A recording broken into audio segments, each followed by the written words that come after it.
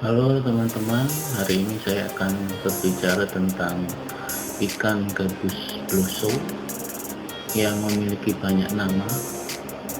Yang kita kenal biasanya adalah ikan gabus. Dan ikan ini seringkali kita jumpai di sungai-sungai atau di rawa. Nah, tetapi untuk hari ini itu khusus namanya gabus bloso, atau bisa disebut juga dengan kerapu air tawar, karena secara fisik penampilannya itu seperti ikan kerapu yang ada di laut.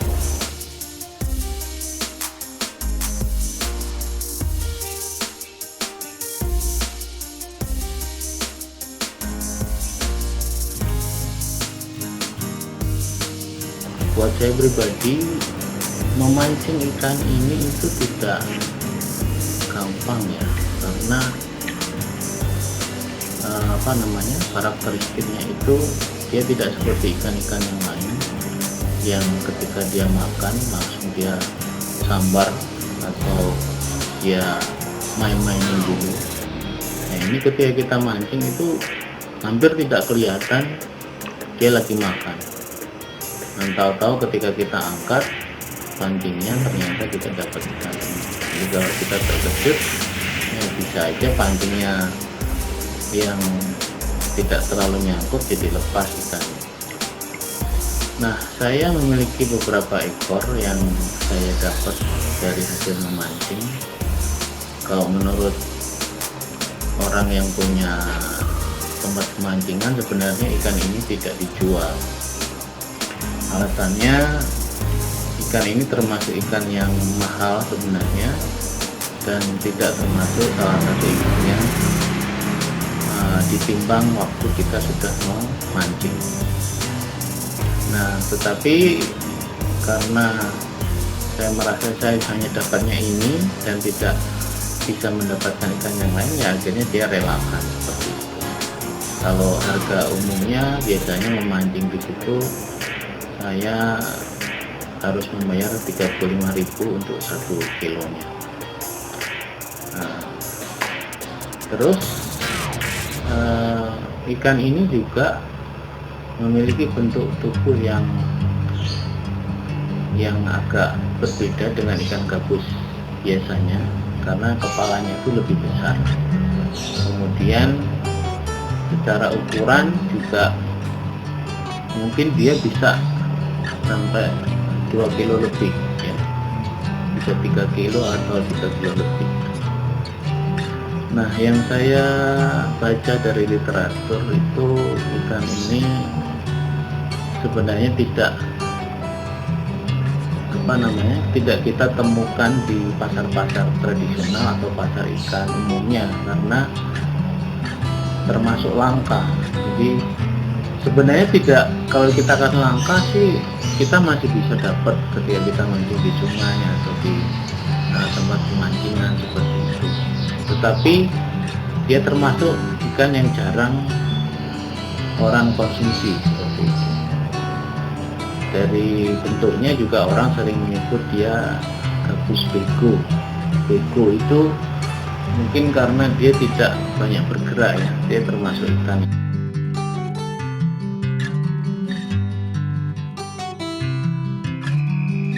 yang malas, kita bisa sebut gabus malas juga. Dia hanya diam, tetapi diamnya dia ini kalau saya perhatikan sebenarnya dia juga aktif, terutama pada malam hari. Kalau kita perhatikan juga ketika dia makan sebenarnya dia juga sigap.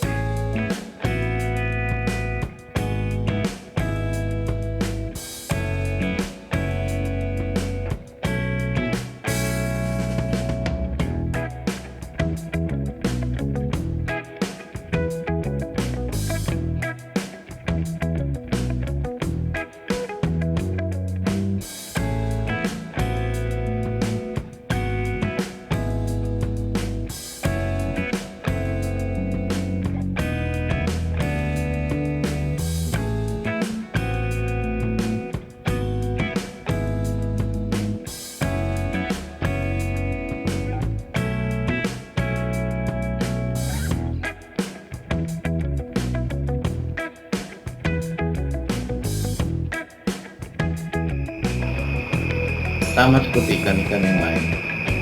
Nah, kenapa disebut ikan gabus malas? Karena dia kebanyakan diam dan tidak bergerak ke sana ke sini.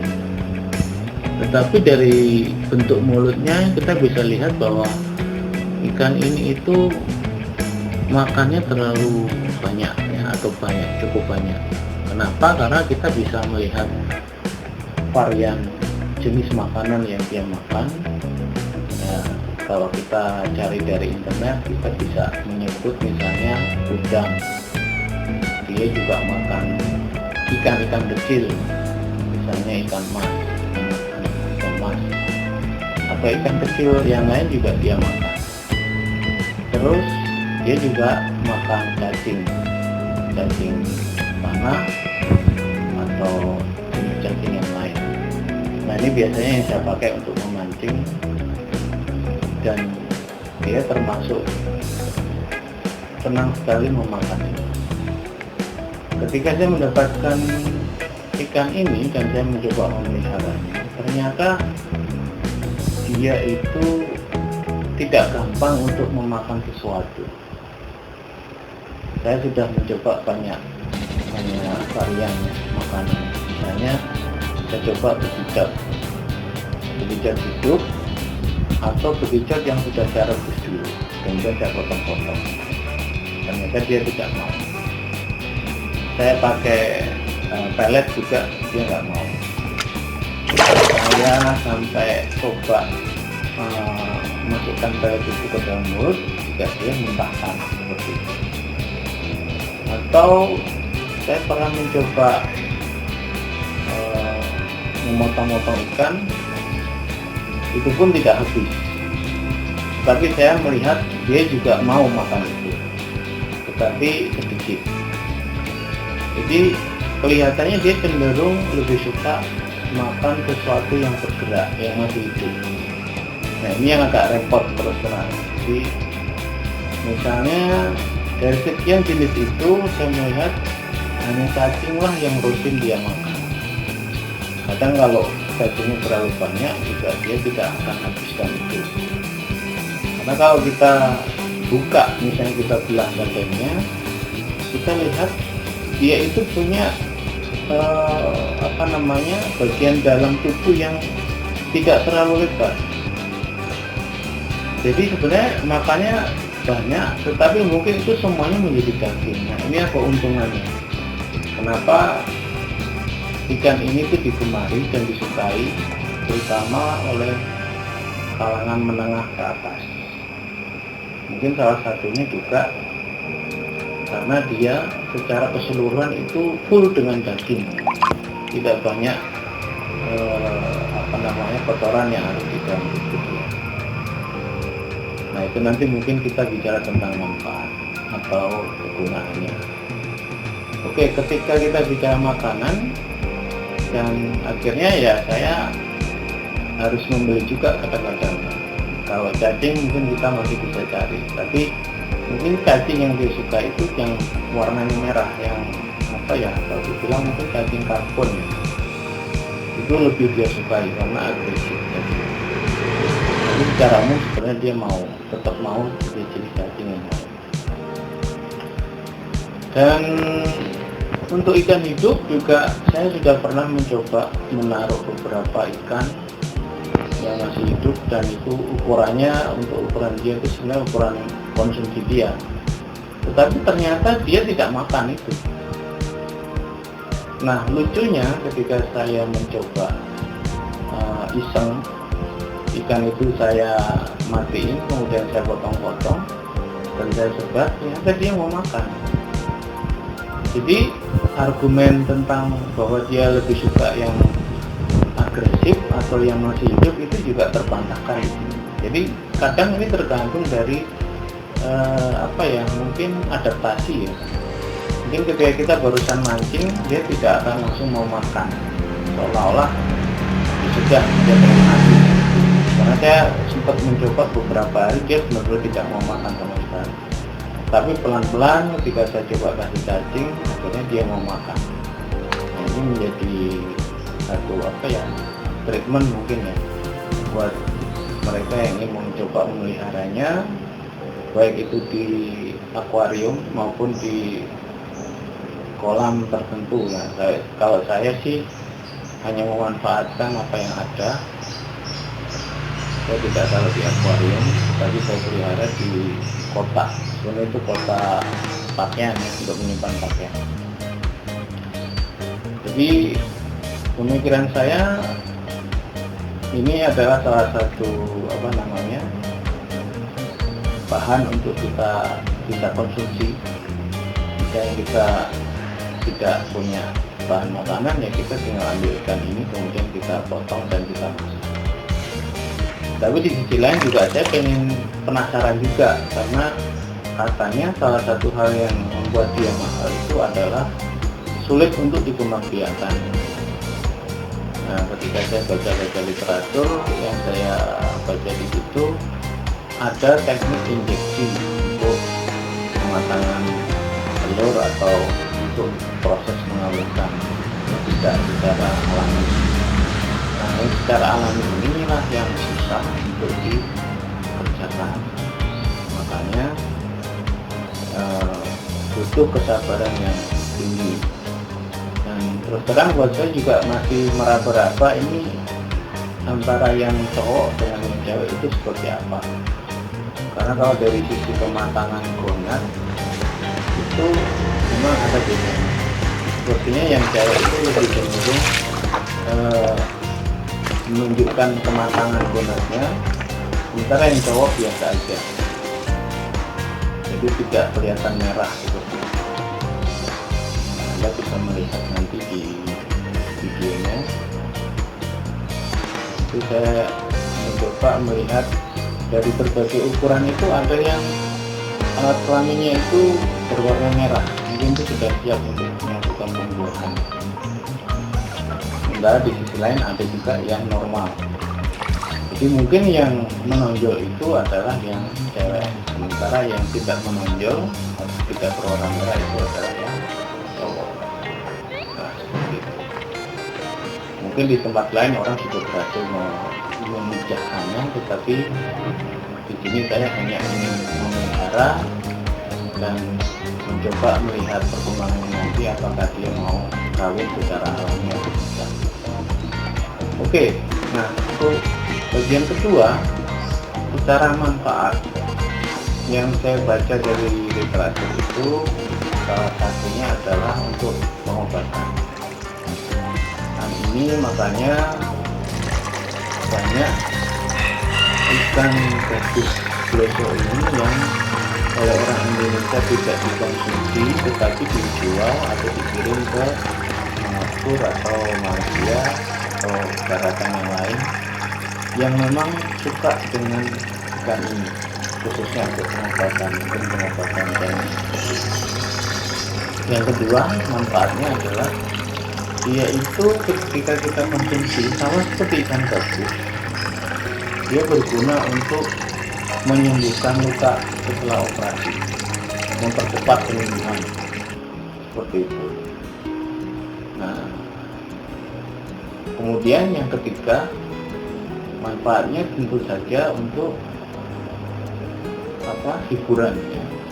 Hiburan karena orang bisa memeliharanya di akuarium dan dia bisa melihat perkembangannya, dan ini bisa ukurannya bisa begitu besar. Nah, terutama hiburan itu ya pada saat dia makan, kita kasih makan, kita bisa melihat prosesnya. Oh ya, satu lagi makanan yang dia suka seperti ikan gabus yang lain mungkin adalah kodok atau katak yang masih kecil. Tapi mungkin seperti tempat saya itu agak susah ya untuk dicari. Jadi kita tetap kembali ke cacing tadi. Nah, untuk pakan, mumpung saya ingat ya, untuk pakan pelet mungkin kita bisa biasakan itu, tetapi harus benar-benar sabar sehingga mereka terbiasa mengkonsumsi itu. Karena kalau cacing otomatis kita perlu biaya lebih, atau kita harus membeli udang atau ikan mas kopi seperti itu. Kemudian kembali ke manfaat tadi, Memang belakangan ini kita lihat banyak orang yang memelihara jenis gabus, istilahnya cana ya. Nah, salah satunya sekarang juga orang sudah melirik ke gabus blossom. Untuk harga ketika saya mengecek untuk di Indonesia harganya sekitar 100.000 per kilo. Mungkin di tempat lain bisa lebih atau kurang. Jadi mungkin saya akan tunjukkan nanti list dari harga yang saya lihat di internet. Jadi sebenarnya ini mahal, tapi ini juga enak terus terang. Jadi untuk manfaat yang keempat, kita bisa konsumsi sebagai sup. Nah, itu saya merasa rasanya itu enak banget. Tidak hambar, tidak asin, gurih ya, lebih gurih.